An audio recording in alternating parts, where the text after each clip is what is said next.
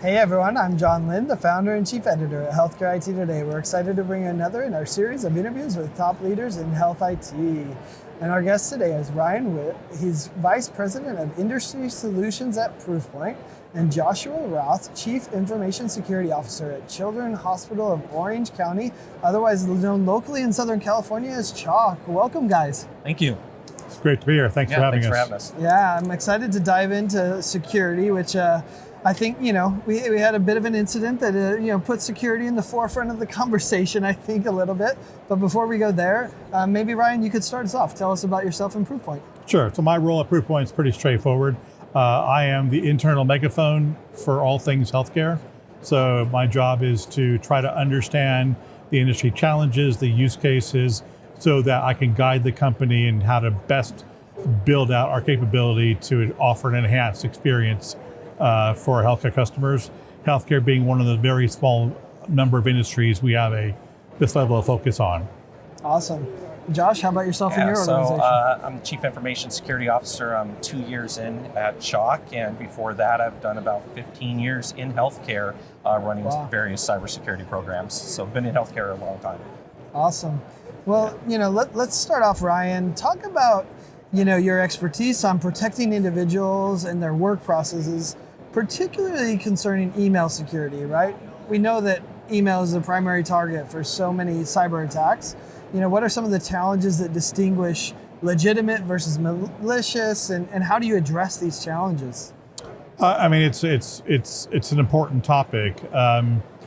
Without doubt, the nirvana state for most threat actors these days is obtaining credentials.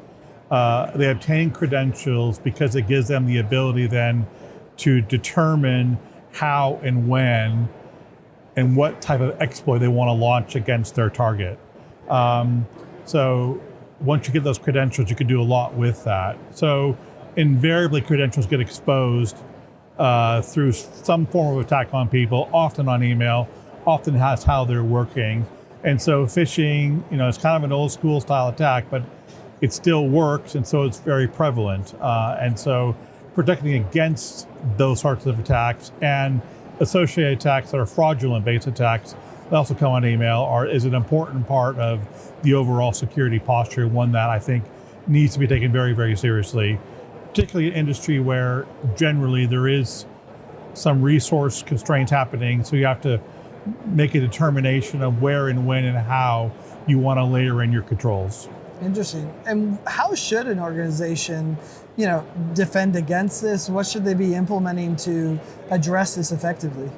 It's the classic discussion of people, processes, and technologies, and you have to make a determination of where is the right way to work out that formula for your environment.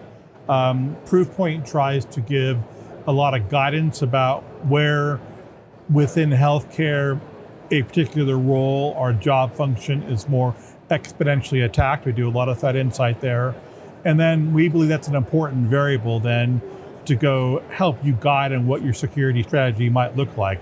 But then to say, well, should I then roll out this technology as opposed to training? Your mileage might vary, and you probably should look at that, what's best for your particular institution. But I think recognizing that attacks are happening on email, people are being attacked that way, and not every email address is treated equally in the eyes of the threat actor. Is a good way to start. Interesting. Josh, let's hear your perspective. I once heard a CIO say, I'm worried about my 32,000 points of vulnerability. They had 32,000 people in their organization. Talk to us about how you are approaching employee education in enhancing cybersecurity. Yeah, so education starts at the point of orientation. I actually personally handle, I have a slot during orientation where I come in and actually speak. And we spend a great deal of time on email being the top threat vector to the organization. We do the phishing simulations. We have various trainings that we do. The email systems that we have the protections we have are very effective. However, it only takes one email, and training is going to be very, very important in that. I'll give you some examples. Telephone-oriented attack type emails, QR code related emails, even smishing, which is the SMS-based messages. There's only so much we can do with technology. In fact, there's not a whole lot we can do if something gets through. So education is key there. Our phishing simulations, we use the Proofpoint tool, the PSAT tool, to do our awareness training on that. The mileage varies on that, but I'll say don't make it punitive, make it incentivize it. You'll have people, like, I'm known as a person trying to trick people in the organization to click on something, and then we measure them on it. But if you incentivize it, they're proud of their ability to identify a phishing simulation and actually report it and get credit for that. Security awareness training could go a long way, but you definitely need to focus on those areas where you may have a little bit of a gap. And though our Proofpoint system is very, very good at blocking a lot of those, every once in a while, if something got through, you want to make sure that your users are prepared and know how to react to it. That's interesting. I mean, I think the challenge is that these attacks are getting so much more sophisticated. They're leveraging AI. All of our personal information is all over the internet, so we can use that, right?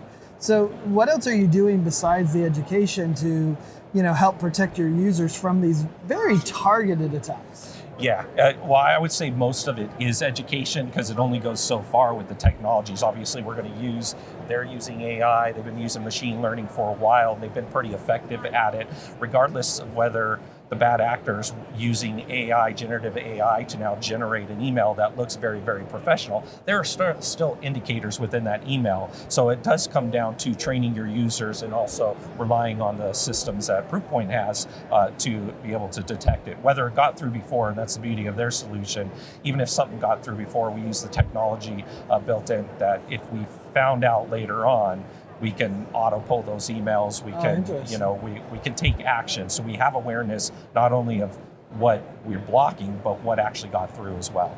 Yeah, and Ryan, I mean, you know this is better than the rest of us. There's a lot of humans involved here, and human error is real, right? Yeah. So stuff's going to still happen. But what else can you do to prevent unauthorized access and even to detect these compromised credentials? I mean, there's a couple other tools I would talk about in this process. So authentication is a big deal. Trying to verify that the person who is purporting to send you an email actually is that person, or somebody who is sending an email on your behalf is that person. So there are authentication tools that are really important to help with that process. If you have people within your organization who work in a vulnerable way, either because of just their job means they have to download files, click on links, there are isolation technology that allows them another safeguard so they can operate, download things within this containerized environment to prevent some sort of seepage or data seepage out in the broader environment. So those tools are really, really important to go augment your overall security posture. And I think you have to think about, well, what is the right tool for my right department? It's not always a one size fits all, and there are definitely certain departments that are way more heavily attacked, or there are certain people who just work in that way, more vulnerable way. That means they need that extra layer of control. Interesting. Anything you'd add to that, Josh? And maybe we can expand. I like the idea of offensive versus defensive tactics. What are some of the defensive tactics you're using in your cybersecurity strategy? Well, touching on what he's talking about in concepts of what those high-risk users are. One, it's having that data. So it's understanding not just at a department level, but at a person level, not only that they're high risk, but what kind of attacks are coming at them. I oftentimes have one-on-ones with people, or I go into departments and talk about it, show them examples of what's coming at them, even though they don't see it. That's part of the problem. We're doing good. Because it gets blocked? But I'm sorry? So it gets blocked, but you get a report, so you can say, hey, this might slip through? Yeah, exactly. So we have understanding of the types of attack that are coming at our people, and we can train them based on those types of attacks. Even when I do my phishing simulations, we're actually we're going into our data and looking at real samples of emails that are coming at our organization and leveraging those. Because in the event that one gets through, I want them to have a familiarity with what the attack is. Sure. So it all works out in that way. But the key thing is having that information about it's basically user profiles, risk profiles of your users, and having that fully broken down at the user level, department level, at the job title level, it's valuable information. Well, then that data helps you in your education efforts, it sounds like. Correct. It's education, and it's actually wrapping additional controls around them. So Ryan mentioned isolation. You don't necessarily need to do isolation in all cases, but you may want to turn up the notch on that and force through users through an isolated browser session to protect them in the organization. It gives you that extra layer of assessment of the activity before it becomes a problem. So, is it surprising who's being attacked? I know Ryan and I have talked about this before. You could chime in as well if you want, but is it always the same people across organizations? Is it specific ones? What do we, It shifts. I mean, you're going to have your usuals. You're going to have your payroll people, your finance people that are on the top of the list, but you'd be surprised.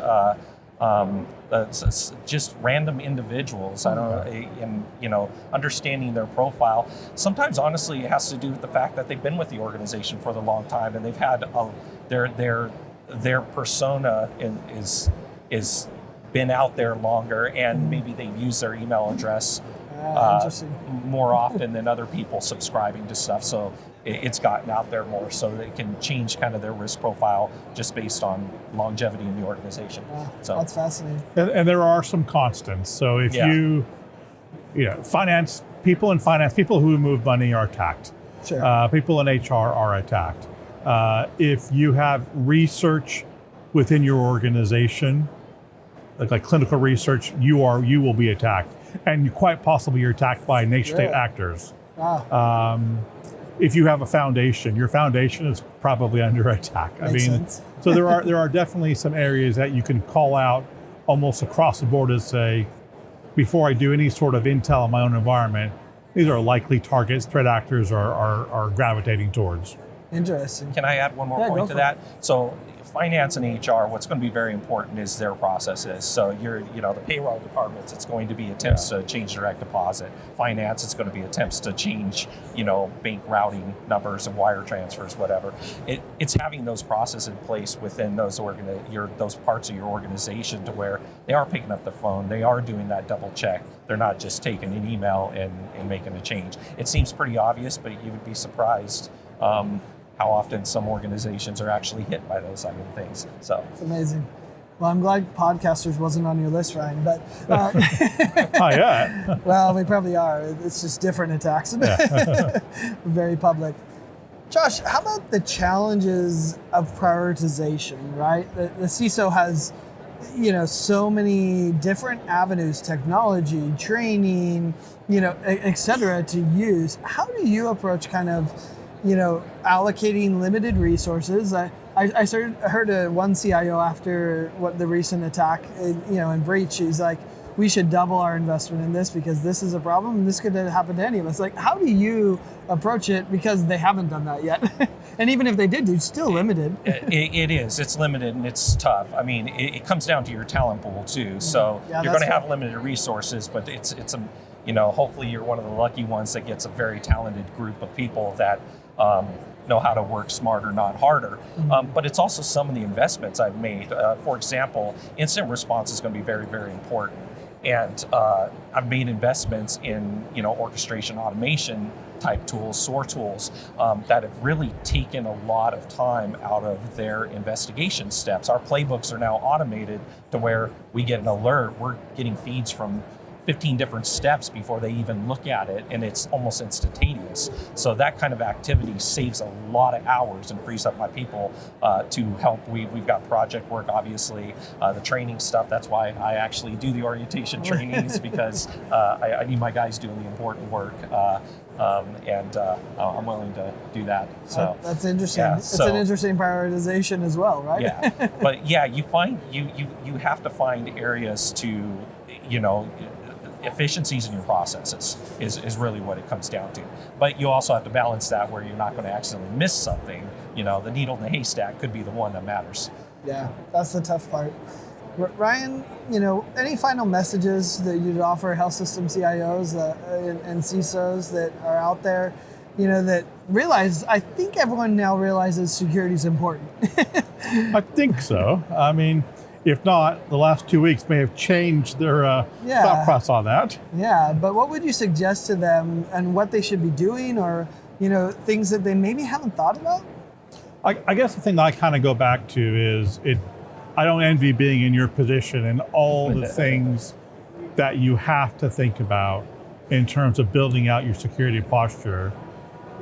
It appears to me that the old school attacks are still the ones that are most impactful. And I'm glad we actually haven't focused on AI too much, because it's easy to go to AI is going to be the thing we've got to solve for. And I'm not saying we shouldn't solve for AI, but I would be, if you want to use like a football analogy, get your blocking and tackling right before you start being concerned about AI, because almost every breach report you talk about is very frequently a result of not adequate blocking and tackling. Yeah. AI is not today's problem. I mean, it might be tomorrow's problem, and it might be a very, very, very strong problem we need to solve for. But if you're not solving for more basic style attacks, phishing, credential phishing, privilege escalation, etc., then you don't need to worry about AI right now. Yeah, that's interesting. Josh, any final thoughts for the CISOs out there? Well, he's right. It's the foundational, the fundamental stuff that you still have to get right. And oftentimes organizations, you want to get the next cool tool, but if you're not getting the effectiveness and the value out of the spend that investments you've already made, that's really where you need to be focusing.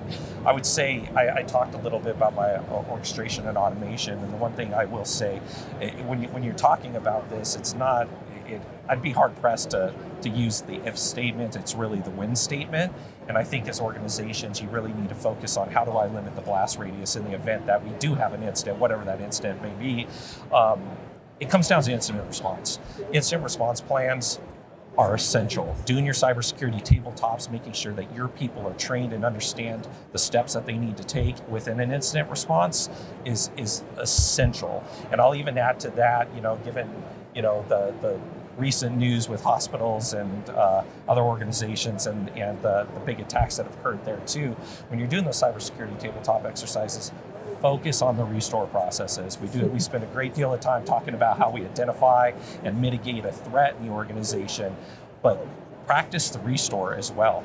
Have a tabletop exercise specifically around restoring a key application in your organization, because that's going to be key.